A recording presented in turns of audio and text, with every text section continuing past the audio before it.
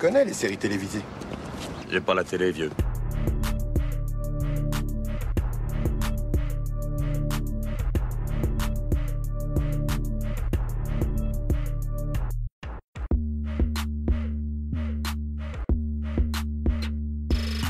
Salut à toutes, salut à tous, soyez les bienvenus dans la saison des séries, votre podcast consacré aux séries d'hier et d'aujourd'hui. Je m'appelle Junior et je suis comme à chaque fois très heureux de vous retrouver, j'espère sincèrement que vous allez bien. Après notre première émission version 2025 consacrée au format court Ceux qui rougissent, pour continuer ce début d'année en douceur avec une partie de l'équipe, on a choisi de vous proposer plusieurs éditions de la saison des séries en mode bilan de l'année 2024. À travers différentes catégories, vous entendrez des membres de l'équipe se succéder chacun leur tour pour évoquer 3 séries qui ont particulièrement attiré leur attention en 2024. Et pour ouvrir le bal, j'ai le plaisir d'accueillir celle que vous avez pu entendre entre autres dans notre épisode consacré à Angela 15 ans. Salut Delphine. Salut Junior, bonne année. Merci, bonne année à toi. Vivement le 1er février. Dans les minutes qui vont suivre, vous allez découvrir les fictions qui ont fait battre le cœur de Delphine en 2024, juste après un premier extrait qui fait office d'indice concernant la première série au programme. I'm first assistant director. It's my job to keep the actors from killing themselves. I might be having a few side effects from my human growth hormones. And I work with the director, assisting his vision. I'd like to fire the sound man. Okay, you can't do that. He's wearing the indoor scarf. I thought only directors wear the indoor scarf. Is he mocking me? These studios coming today. This production was in chaos. Gloves off right now. Let's go. Would now be a good time to talk about career progressions. Do not panic. We're going to execute this and show how good we are. Forward cinema. Nose clips on. Let's see shit. And cut. We've cut there. I'm going to get this stunt if it kills me and everyone involved in this production. Dan, I've got health and safety for you. Welcome. Thank you, Health and Safety.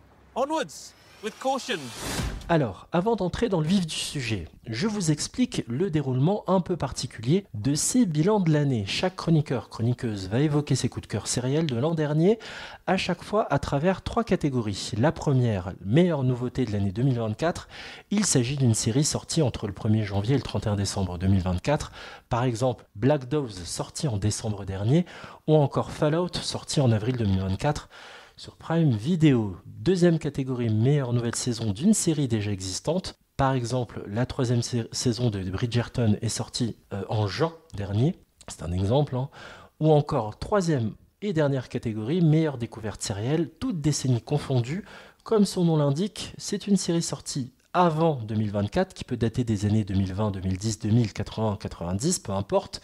Ce qui compte, c'est que notre intervenant ait eu la bonne idée de la découvrir en 2024. Exemple tout simple, Lost, série qui date d'il y a 20 ans, mais qui a été découverte cette année grâce au fait qu'elle était programmée par Netflix. J'espère que le décor est parfaitement planté et que tout est bien clair pour vous, amis auditrices et auditeurs. Allez Delphine, on y va, on entame ce bilan en commençant par la meilleure nouveauté découverte de l'année 2024 pour toi.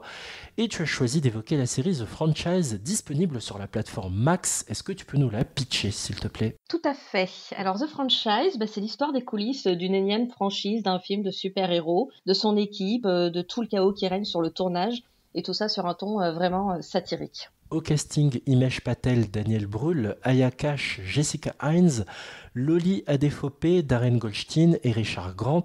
Ça m'intrigue vraiment de savoir ce qui t'a amené à lancer The Franchise. Est-ce que c'est ce pitch justement ? Est-ce que c'est le label HBO ? Ou est-ce que c'est autre chose ? C'est un peu tout ça. J'avais vu passer la news et forcément une série sur les tournages de films, surtout les blockbusters. Faite par des Anglais, dont ceux qui ont bossé sur VIP, Succession, et produit par Sam Mendes, qui réalise d'ailleurs le premier épisode. Et aussi le thème qui est créé par Trent Reznor et Atticus Ross, forcément, ça m'attire, quoi. Donc tu viens de citer ce duo de compositeurs musicaux qui vient d'être auréolé d'un Golden Globe. D'un Golden Globe, s'il te plaît. C'était bien sûr pour la BO du film Challengers dans le monde du tennis. Avec Zendaya entre autres. C'est marrant quand même que tu aies réussi à choper cette série parce qu'elle était assez confidentielle en termes de promotion, tu vois, je n'ai pas tellement entendu parler. Ah mais je suis trop d'accord, mais après Canal l'avait mise quand même un petit peu en avant sur sa plateforme, donc c'est pour ça que j'ai réussi à à me rappeler qu'elle existait, quoi. Visiblement, tu as passé un excellent moment au point de la recommander à celles et ceux qui nous écoutent. J'aimerais bien savoir quels sont les éléments dans cette fiction qui font que c'est devenu un incontournable à voir, The Franchise. Moi, le truc, c'est que à petite échelle, je fais quand même un peu partie du truc, vu que je suis monteuse. Et quand tu fais partie du biz, tu reconnais tout ce qu'on a pu te raconter ou même des choses que tu as pu voir, en fait. Le parallèle avec les films Marvel est complètement évident. Surtout dans cette recherche hypocrite de réal un peu indé, comme ils ont fait avec... Ah putain, j'ai perdu son prénom. Le film de Chloé Zhao, Ouais. Les Éternels. Ouais, voilà. Pour faire genre, on apporte quelque chose de nouveau, mais en fait, c'est vraiment un écran de fumée fait par les producteurs qui, en fait, décident de tout. C'est pas une comédie où tu te roules par terre, tu vois. Mais c'est des dialogues hyper ciselés, envoyés. C'est d'un cynisme sur le milieu. Et en même temps, tu l'aimes, ce milieu, surtout quand tu bosses dedans. C'est vraiment quelque chose que toi, quand tu bosses dans le truc, c'est toujours là, tu fais... Putain, j'en peux plus, cette hypocrisie et tout ça. Et en même temps, tu fais, ouais, je suis tellement fière d'avoir travaillé sur ce projet quand même si c'est nul et tout. Voilà, tu te reconnais vachement en fait. Et donc, on est exactement comme le personnage principal de l'assistant réel Daniel. Quand c'est ton job et qu'on est blasé par les égos, par les demandes des acteurs, des producteurs qui pourrissent tout. Et en même temps, on est des gamins parce qu'on est hyper contents de faire partie de ça, quoi. C'est ce qui nous a amené à faire ce métier et tu dis, putain, je suis quand même hyper contente d'être là, quoi. Mais il y a eu un phénomène d'identification pour toi au personnage de Daniel, parce que lui, il est vraiment dans un truc amour-haine de son boulot. Il raconte toute une anecdote dans le pilote pour expliquer à quel point, oui, ça le fait chier au quotidien, mais il aime profondément son boulot, il le lâcherait pour rien au monde, quoi. Ouais, mais c'est ça, surtout que lui, il adore les comics aussi, et donc tu le vois au fur et à mesure de la série dire non mais en fait on devrait plutôt faire ça ressemblerait vachement plus à ce que veut dire l'auteur du comics et tout. Donc un peu sa bataille contre les producteurs. C'est un geek, hein. C'est un geek contre en gros les financiers qui n'y connaissent rien, alors que lui il connaît bien l'univers, quoi.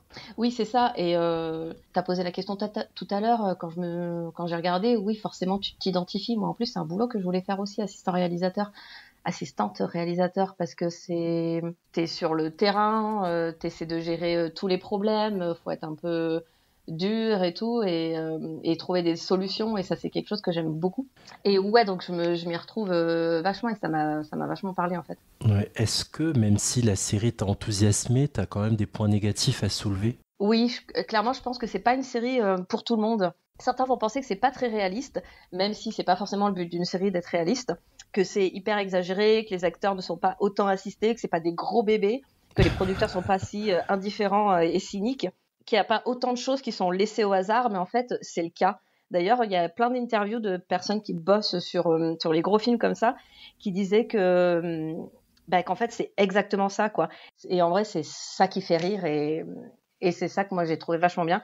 Et je pense que c'est le seul point négatif que je peux trouver, c'est que ouais, clairement la série elle va pas forcément plaire à tout le monde, c'est pas hyper consensuel et populaire, on va dire. C'est pas une série Netflix, quoi. C'est pour ça que c'est HBO qui le fait en fait. Oui, c'est un peu une série de niche, hein. C'est pas lui faire offense que de le dire. C'est particulier, je fais pas partie du milieu, j'ai essayé de m'y plonger. Alors on a des visages familiers comme celui d'Himesh Patel qui nous ramène à Yesterday au cinéma, Daniel Brühl bien sûr, Zemo du MCU, donc c'est assez marrant de retrouver là-dedans en tant que réalisateur principal. Donc il joue le rôle du réalisateur dans la série.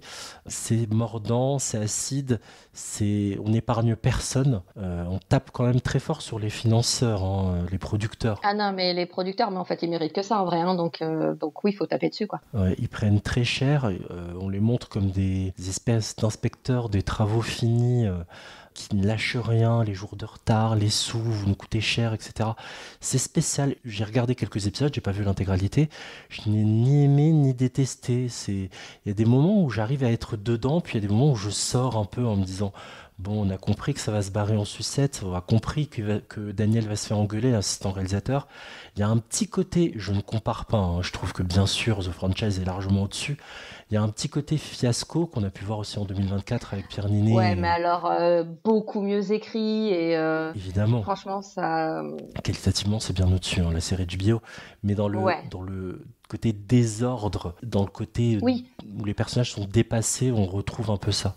Parce que t'es pas allé jusqu'à l'épisode où ils doivent détruire un pont en Slovaquie ou je sais plus trop. Cet épisode-là, il est oufissime et tu dis mais je pense que ça a tellement dû arriver cette histoire quoi. Bien sûr, souvent on va puiser dans des anecdotes de choses qui se sont vraiment déroulées et on extrapole, on étire ce qui de base a réellement existé, quoi. On l'étire jusqu'à l'exagération, quoi. Voilà, c'est les gens qui ont bossé sur VIP, donc toi qui vois la série, je le sais, c'est exactement ça. C'est on va jusqu'au bout d'un truc qui existe déjà.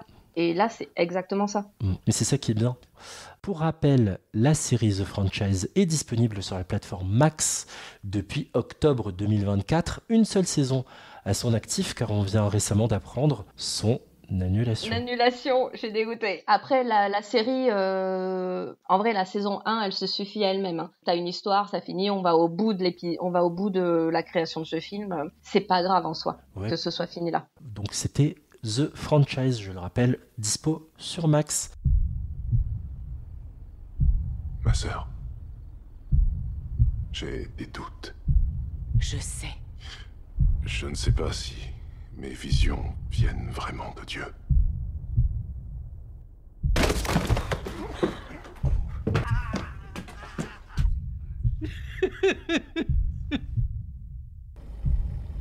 Andy, vous allez passer le reste de votre vie ici.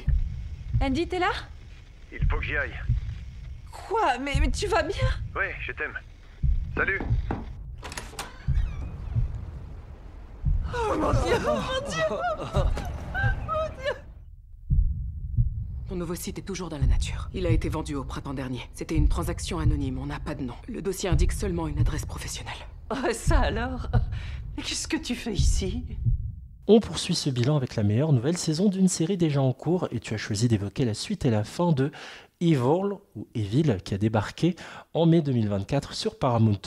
Pour celles et ceux qui n'ont jamais maté Evil, série lancée en 2019, de quoi ça parle et quelles sont les intrigues au centre de cette 4e et ultime saison de la série? Oui, donc moi je vais dire Evil, hein, mais... Donc en fait, Evil, c'est l'histoire donc de Kirsten Bouchard, psychologue, qui se retrouve à faire équipe avec un prêtre en formation, David, et un entrepreneur en technologie, Ben. Ils sont mandatés par l'Église pour enquêter sur des événements supposés surnaturels, mais bien sûr, leur vie personnelle vont se retrouver entremêlées à ces histoires de plus en plus bizarres. Et ça, c'est le pitch principal de la série. Au casting, Katia Herbers, Mike Holfer, Asif Mandvi, Michael Emerson, Kurt Fuller et Christine Latti. Revenons quelques années en arrière. Qu'est-ce qui t'a amené à lancer Evil? Je l'ai commencé l'année dernière, je crois. Je me suis enfilé les 3 premières saisons très rapidement. Donc c'est un ami qui est très fan de Michel et Robert King et qui, donc vous le verrez pour ma 3e série que j'ai présentée parce que c'est encore une de leurs séries, qui m'avait conseillé de la regarder. Et donc je l'ai fait. Et je suis tombée amoureuse, mais directement, comme toi, de Kirsten Bouchard. Ne me lance pas là-dessus, tu sais que je vais déborder dans ce podcast. Vous voyez la relation sadomaso entre une maîtresse et son soumis? Je vous laisse deviner dans quelle position je serai. Voilà. Cette année commence très bien. Désolée d'avoir raconté tes secrets les plus enfouis. Mais donc voilà pourquoi j'ai commencé cette série en tout cas, parce qu'on me l'avait recommandée. Et donc tu as poursuivi jusqu'à cette saison 4. En quoi cet ultime chapitre était-il réussi pour toi? Donc là, la saison 4, voilà, c'est l'épilogue de la série. Donc on arrive à la fin. La saison 3 se finissait par un énorme twist. En fait, on va vachement spoiler, donc si vous n'avez pas regardé, c'est compliqué. Oui. Mais donc... Je vous invite à avancer dans l'épisode et plutôt à vous diriger vers la découverte effectuée par Delphine d'une série ancienne. Voilà, si vous voulez pas être spoilé, parce qu'elle est vraiment super et ce serait bien de ne pas gâcher votre première découverte de Evil. Donc en fait, on finissait donc sur un twist parce que Kirsten se retrouvait donc, elle venait de découvrir que un de ses ovocytes avait été enfanté par le diable et donc savoir ce qu'elle pouvait faire avec ça, avec ce bébé né de son ovocyte et donc du diable et surtout le rôle de sa mère dedans. Le trio étudie toujours donc les cas paranormaux avec cette saison vraiment une vraie appétence pour la technologie. Et David est recruté par le Vatican parce qu'il a un don de vision à distance et qui peut beaucoup les aider contre donc la maison, les 60 maisons. Donc là, sur cette saison 4, on continue d'aborder les mêmes sujets, mais donc voilà, avec une critique encore plus forte sur les technologies, sur l'Église catholique, ils y vont vraiment pas de main morte. Il y a toujours un mélange d'espoir et de défaitisme dans la série, surtout dans cette dernière saison. Et la fin, elle est hyper ouverte. La bataille entre le bien et le mal est continue, et en fait, on a l'impression que ça finit jamais, surtout sur la dernière image du bébé diabolique de Kirsten, où il a vraiment ce sourire un peu du diable quand elle lui parle, mais en même temps Kirsten ne se fait jamais faire, et puis quand tu vois ses autres filles, clairement il y aura pas de problème en fait. Mais voilà, ça reste quand même hyper ouvert, surtout que Robert King l'a assez dit sur les réseaux qu'il aurait eu envie d'une suite. Katia Herbers, merci, aussi également, donc pourquoi pas peut-être un jour, mais en tout cas voilà. Il y a plein de gens qui ont été déçus par cette fin. Moi, ça m'a pas du tout dérangé. J'aime bien les fins. J'adore les fins ouvertes même. Et je trouve que le plus important, c'est comme d'habitude le voyage plutôt que la fin, comme sur Lost. T'en parlais tout à l'heure. Mais s'il y a une suite, why not ? Mais en vrai, moi, cette fin, elle me dérange pas du tout. j'ai vu cette série, je suis à jour. J'ai tout vu. C'est une saison vraiment hyper enthousiasmante. C'est très solide. C'est hyper accrocheur sur... beaucoup de questions sur l'Église catholique en prend plein la gueule. En effet, combien de rappels de la part de Kristen sur cette organisation patriarcale. Elle empêche même l'une de ses filles qui veut y entrer. Nonne. Ouais. Mais en même temps, quand tu vois Sœur Andrea, t'as envie aussi de faire voir la meuf. Elle est tellement badass. Elle est extraordinaire. C'est un petit bout de femme d'un certain âge qui a des pouvoirs en plus de chasser les démons. J'adore comment aussi on dépeint les démons intérieurs qui envahissent Père Ignatius. C'est génial. Voilà, Ignatius.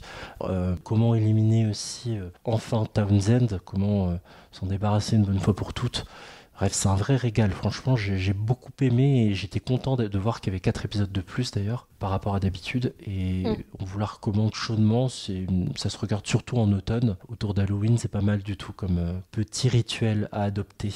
Ah ben moi, je me rappelle que quand j'ai vu la saison 1, j'étais contente quand même aussi de regarder ça le matin parce qu'il y a des épisodes qui m'ont quand même beaucoup foutu les boules. Après, j'ai peur des fantômes et tout ça, donc clairement...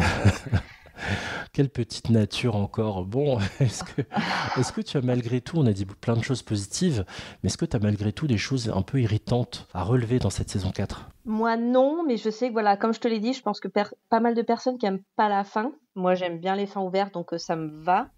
Je trouve qu'on a quand même vachement avancé, qu'on a conclu beaucoup d'histoires. Oui. Moi, je trouve que ça fait partie de ces séries efficaces, drôles, intelligentes, qui te font vachement réfléchir malgré les thèmes. T'as l'impression que c'est léger et tout ça, mais non, t'as quand même beaucoup de réflexions, comme les réflexions que peuvent se poser les protagonistes, quoi.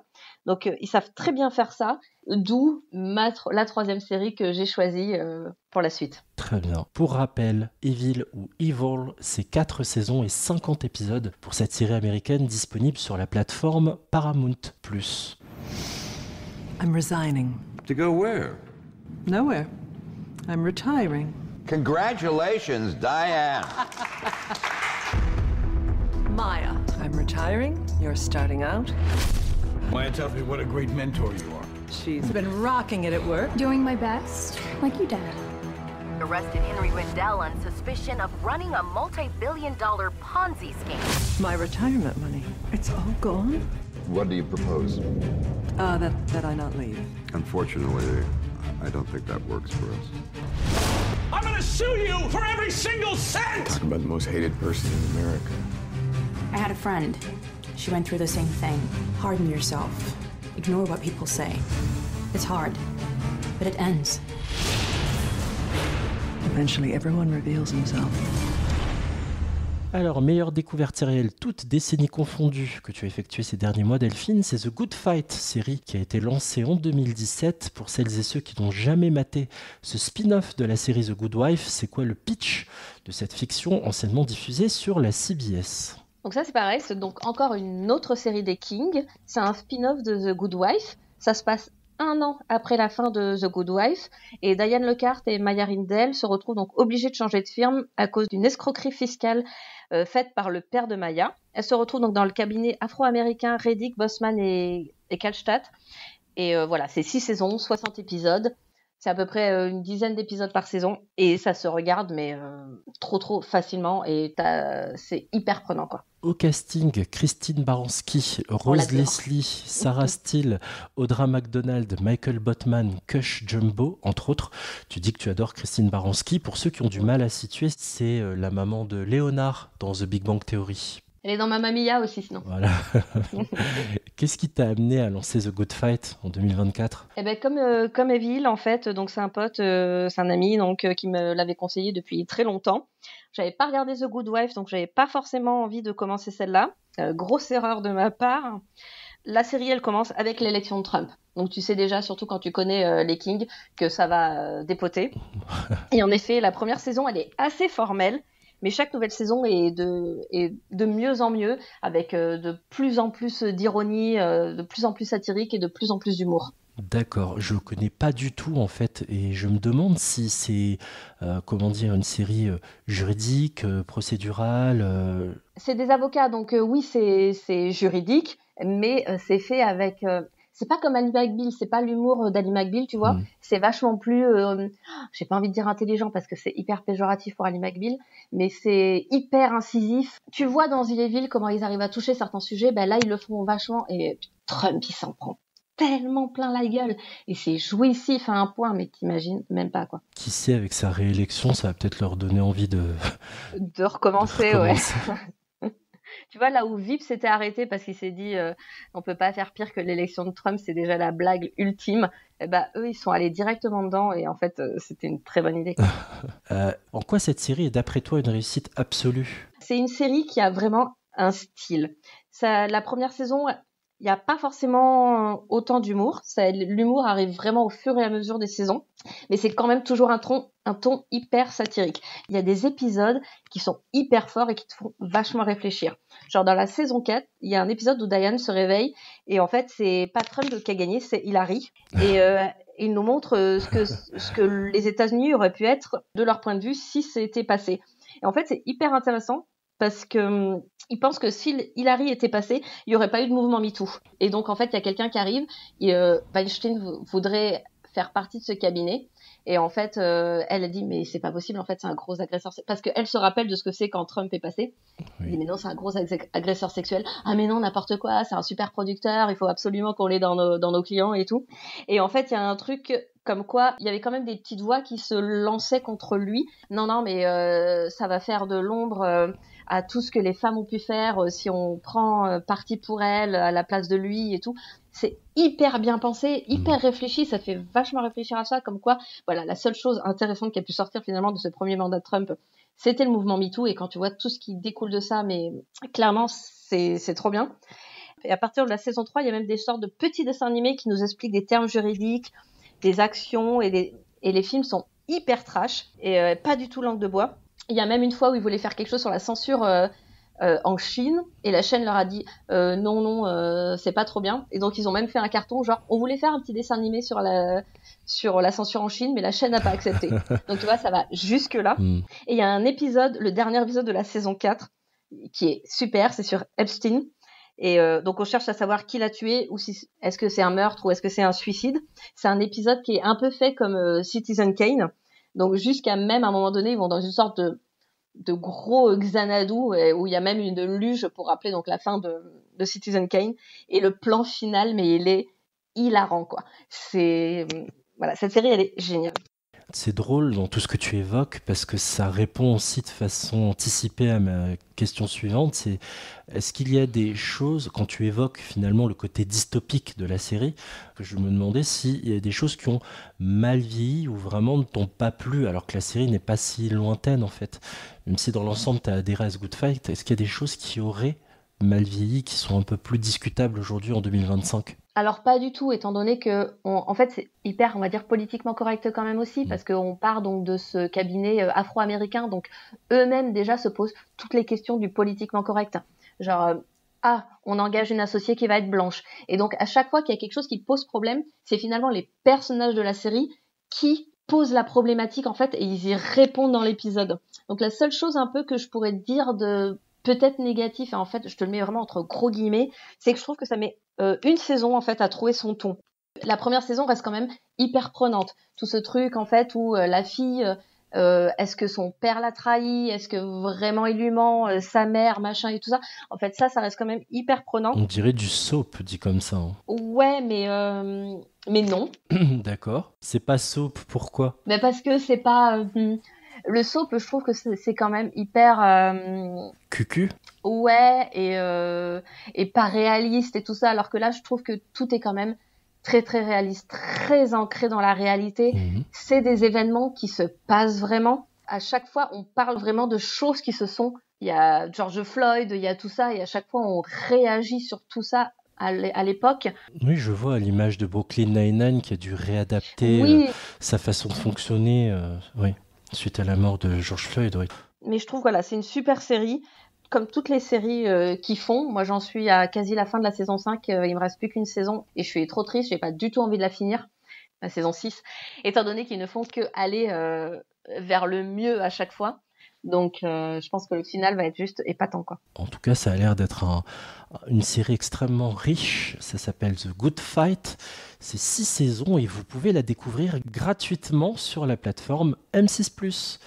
Voilà Delphine, ta mission s'arrête ici. Merci à toi de nous avoir livré ton bilan de l'année 2024. Merci de m'avoir écouté. Dans la suite de cette émission, vous allez découvrir les visionnages sériels préférés d'Hélène en 2024, juste après un nouvel extrait qui constitue aussi un indice pour vous qui nous écoutez. Mortel, je vous ai créé. Et c'est comme ça que vous me remerciez ?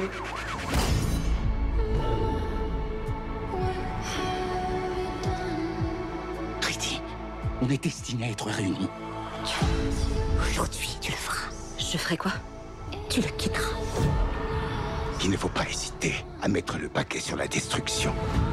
Il y a certains humains qui sont chouettes. Ils ne comptent pas. Je défie les dieux. Ta place a toujours été dans l'obscurité. C'est quoi cet endroit? Pourquoi je suis pas devenue une statue? Parce que t'es morte, Trésor. Un grand honneur, pas vrai, de servir les dieux. Et ce serait bien que vous vous en rappeliez un peu. Notre coup d'œil dans le rétro en parcourant l'année 2024 se poursuit avec Hélène. Salut Hélène. Salut Junior, bonne année. Et oui, meilleurs vœux, bonne année à toi aussi. Vraiment, j'explose mon quota de conventions. Bonne année 2025. C'est à ton tour de faire un bilan à travers les 3 catégories que j'ai citées en début d'émission. Et on démarre par celle qui est la meilleure nouveauté de l'année 2024. Et tu as choisi de mettre en lumière la série Chaos, disponible sur la plateforme Netflix depuis le 29 août dernier. Est-ce que tu peux nous la pitcher, s'il te plaît ? Tout à fait, Junior, je te pitche ça tout de suite. Donc, dans sa magnifique villa avec piscine du Mont Olympe, Zeus, le roi des dieux, paranoïaque maladif, commence à craindre la fin de son règne suite à la découverte d'une nouvelle ride sur son front et d'un problème avec la fontaine du jardin qui vrille. Il y voit le début d'une prophétie des moires qui annonçait la destruction de sa famille et la fin de son règne. En parallèle, on a 3 humains ou demi-dieux, Eurydice, Orphée, Ariane et Séné, qui lui est au royaume d'Hadès, qui voient leur chemin et leur destin se croiser. Au casting, Jeff Goldblum, Cliff Curtis, Naban Rizwan, Killian Scott, Janet McTeer et Stephen Dillane, qu'on avait pu voir dans Goth d'ailleurs. J'aimerais savoir qu'est-ce qui t'a amené à lancer cette série Chaos, qui n'a pas été l'une des séries les plus médiatisées d'ailleurs par Netflix. Moi, j'adore la mythologie et donc j'attendais avec impatience une série sur ce thème. Chaos l'aborde, mais alors de façon totalement revisitée, c'est-à-dire au goût du jour. C'est des dieux qui ont des téléphones portables, des montres, des survêtements par exemple. Ouais, donc c'est surprenant, original, c'est vraiment une façon sympa d'aborder le thème. Si on connaît la mythologie, les petites libertés donc, qui sont prises là par les scénaristes sont rigolotes. C'est assez sympa, c'est drôle, c'est bien fait. Si on ne connaît pas la mythologie, c'est une façon sympa de la découvrir en version revisitée. Ça peut même donner envie de lire la version originale, enfin les vrais bouquins. On y découvre par exemple les mythes d'Orphée, d'Eurydice, le Minotaure, Prométhée, des personnages bien connus aussi, comme les héros de la guerre de Troie, mais de façon vraiment totalement revisitée, les Amazones. Prométhée lui-même, c'est le narrateur de l'histoire, et il tient le rôle du vieux pote de Zeus qui vient souvent lui taper la discute d'ailleurs, alors qu'il est attaché à son rocher en train de se faire bouffer le foie. C'est une façon assez délirante d'aborder la mythologie. Ouais, c'est pas mal, ça rappelle un peu la mise à jour de Sherlock aussi qui avait été modernisée avec Benedict Cumberbatch, et c'était vachement bien aussi. Donc on a bien compris que tu as adoré cette série, j'aimerais bien savoir quels sont les ingrédients dans Chaos qui t'ont plu, qui te poussent à nous la recommander. Mais c'est la première série que je trouve sur la mythologie, et la seule pour l'instant. Et ça tient à l'originalité de la représentation qui est faite des dieux, de leur personnalité. C'est une version actuelle. Les mythes qui sont repris et réinventés, c'est super bien fait, c'est cool. Une série en plus très ramassée. Pour toi qui est réussi, ok. Est-ce que tu as relevé cependant quelques bémols ? Alors, j'ai relevé aucun bémol. J'attends la suite avec impatience. C'est vraiment une série drôle, surprenante, on s'ennuie pas. Et c'est de bon goût, c'est bien ficelé. Alors malheureusement, j'ai pas une bonne nouvelle, j'y viens. Pour rappel, d'abord, la série Chaos est disponible sur la plateforme Netflix depuis août 2024. Et malheureusement, Hélène, une seule saison à son actif, car on a appris en octobre dernier que la série est annulée. Trop dégoûté. Je suis trop dégoûté. Bah ouais, malheureusement, c'est Netflix, on le sait, hein, il faut des audiences très fortes, que ça buzz aussi, en bien ou en mal. C'est le capitalisme à son paroxysme, c'est comme ça. Et tant que ça fait parler, que ça fait vendre, on renouvelle. Si ça fait pas beaucoup parler et réagir, on renouvelle pas et c'est assez dommage. Très dommage, parce qu'ils abordaient des thèmes hyper modernes comme le transgenrisme, etc., avec des mythes. C'était sympa. Bah en tout cas, sachez que vous pouvez la retrouver sur Netflix.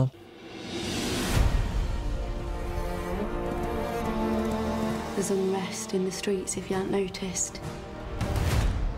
Washington desperately needs soldiers up at Fort Ticonderoga. I love this land. I want to fight for it. I'd hoped that Jamie would stay away from it, but maybe he's supposed to be there. Maybe he always was. You will not fight for the crown, even if for no other reason than to stand beside your son. Battle is coming. I made a promise to myself. I would never face my son across the barrel of a gun. With me!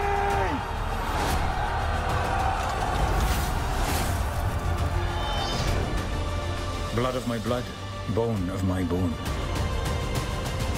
Where did you get this? Been saving it. Should I be killed, you could take it, go back. I love you. On poursuit ce bilan avec la meilleure nouvelle saison d'une série déjà existante. Hélène, tu as choisi la 7e saison d'une fiction lancée en 2014 sur la chaîne Starz. Il s'agit de Outlander, dont la 7e saison partie 2 a débarqué en novembre dernier sur Netflix. Pour celles et ceux qui n'ont pas écouté notre défi sur les 6 premières saisons et qui n'ont jamais maté Outlander, comment on pourrait la résumer ? L'histoire se déroule en 1945, a priori. Claire, une infirmière militaire, et son mari Frank Randall, un descendant de capitaine anglais, partent en voyage de noces en Écosse pour se retrouver après la guerre, puisqu'ils ont perdu de vue de 39 à 45. Claire se retrouve accidentellement transportée 200 ans plus tôt via un portail temporel formé par des mégalithes lors de son voyage en Écosse. Et elle se retrouve dans l'Écosse révoltée contre les Anglais de 1743. Et là, pour elle, commence une aventure incroyable.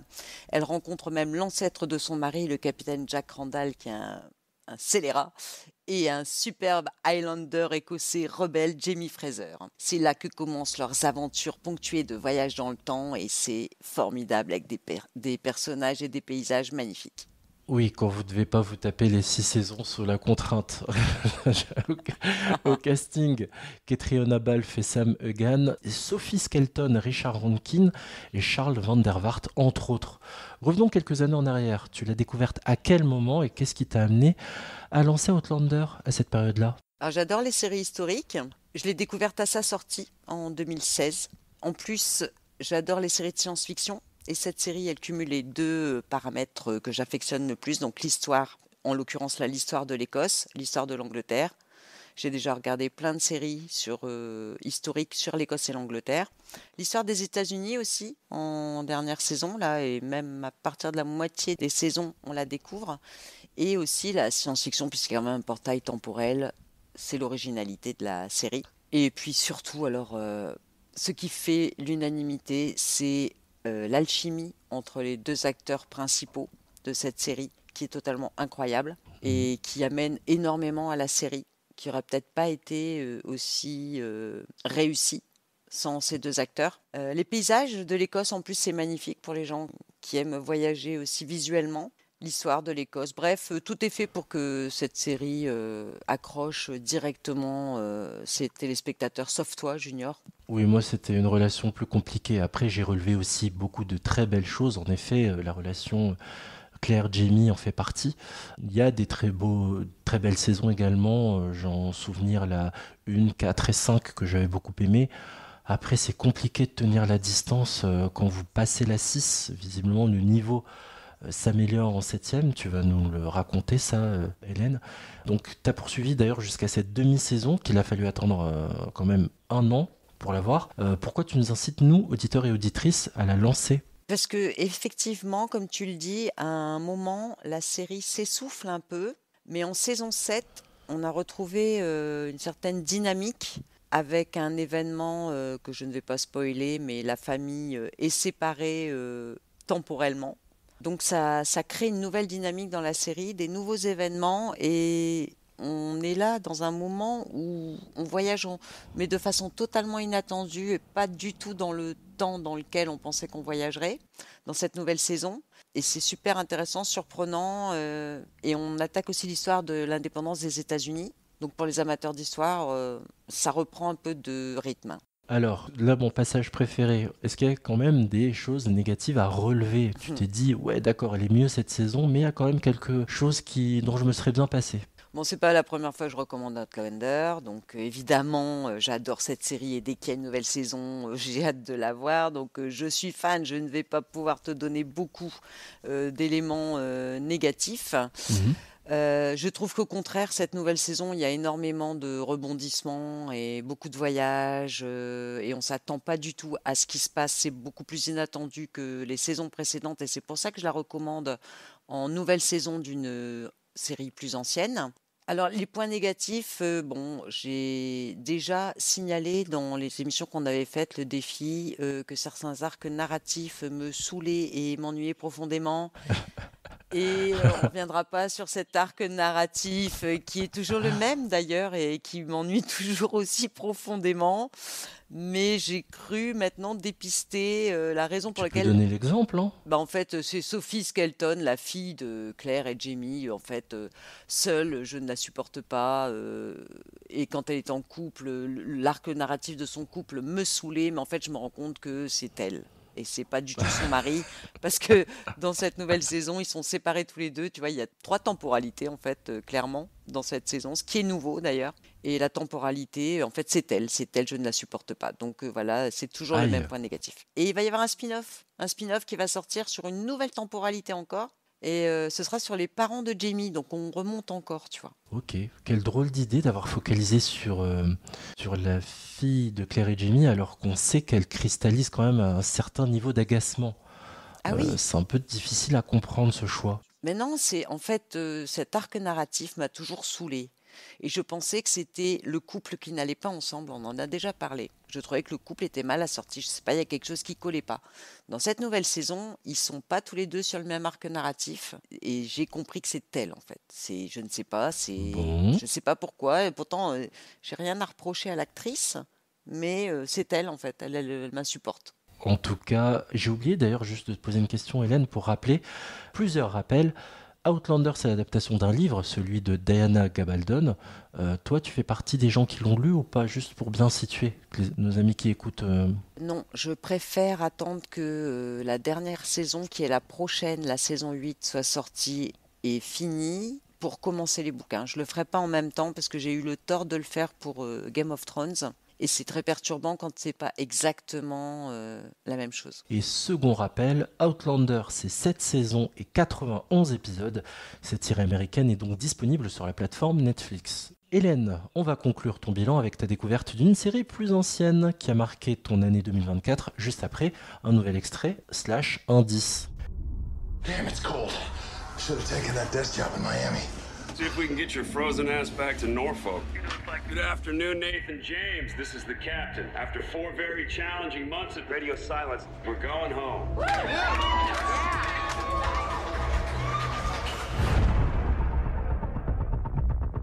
I think we've got it.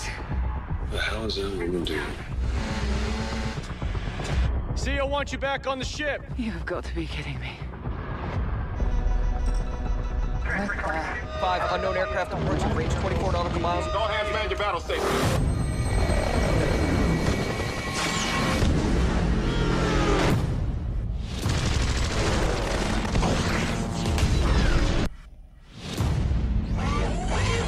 Take him out.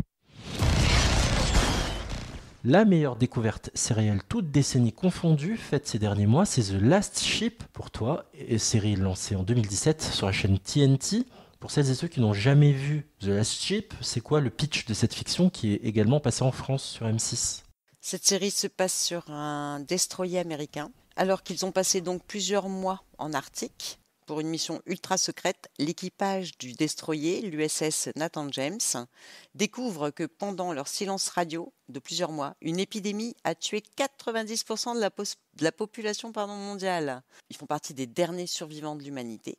Le gouvernement des États-Unis n'existe plus et le commandant Tom Chandler et son équipage décident de donner un nouveau sens à leur mission et de partir avec une scientifique qui était présente à bord, chercher une solution et un vaccin surtout à cette épidémie qui a décimé les 3/4 de la population mondiale.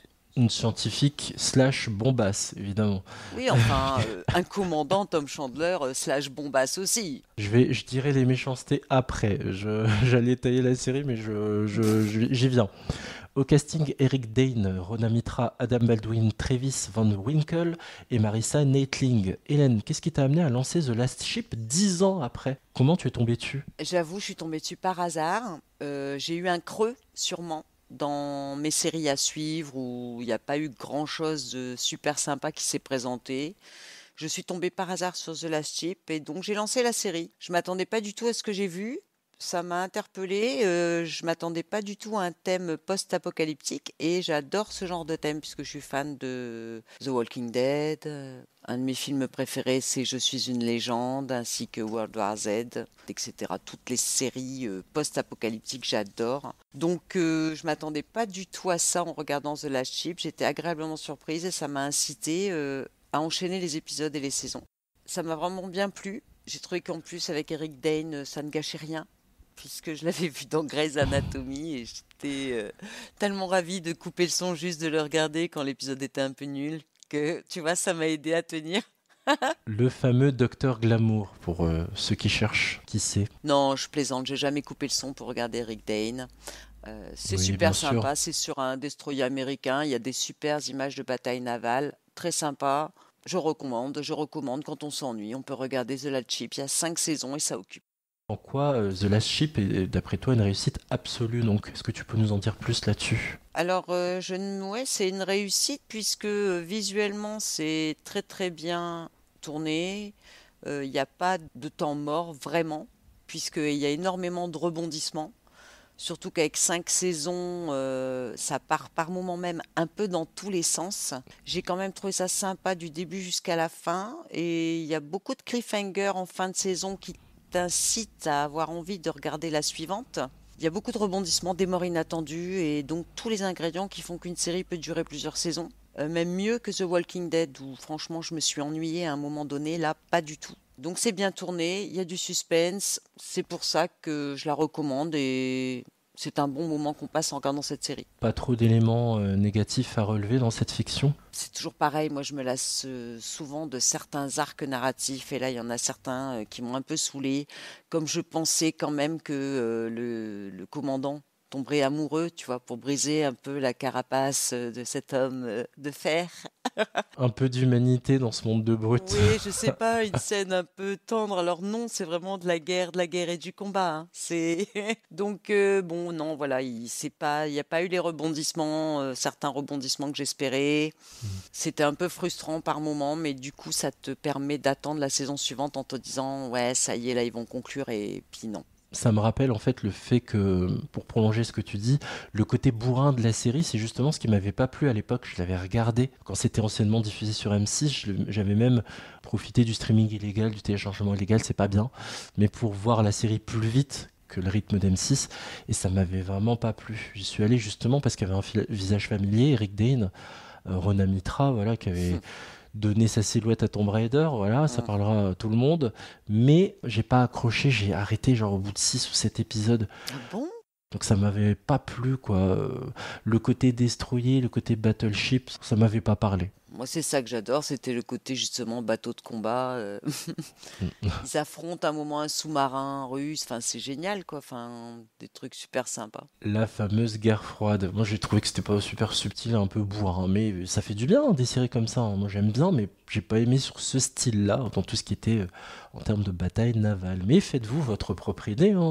The Last Ship est disponible en France, d'ailleurs, sur Amazon Prime Video. C'est 5 saisons et 56 épisodes que vous pouvez découvrir. Voilà, ton bilan s'arrête là. Hélène, merci à toi pour ce retour en arrière sur l'année précédente. Je t'en prie, Junior, merci à toi et bon courage pour la suite. Au suivant. Rassurez-vous, amis auditrices et auditeurs, on retrouvera Hélène prochainement dans un épisode justement sur une série post-apocalyptique. On reste dans la même thématique. La saison des séries bilan de l'année 2024, partie 1 est terminée. On se retrouve très prochainement pour la seconde partie de nos meilleurs moments sériels version 2024. Pour écouter ou réécouter nos anciens épisodes de la saison des séries ou notre spin-off, Un pilote presque parfait, vous pouvez nous retrouver sur votre appli podcast préféré. Pour nous dire que vous nous aimez, laissez un commentaire et 5 étoiles sur votre appli Spotify, Apple Podcast ou Podcast Addict. N'oubliez pas de nous suivre sur X, @pilote parfait sur Insta, la saison des séries. Merci à vous de nous avoir écoutés jusqu'au bout. Je vous souhaite à toutes et à tous plein de bons épisodes et je vous dis à très bientôt. Ciao.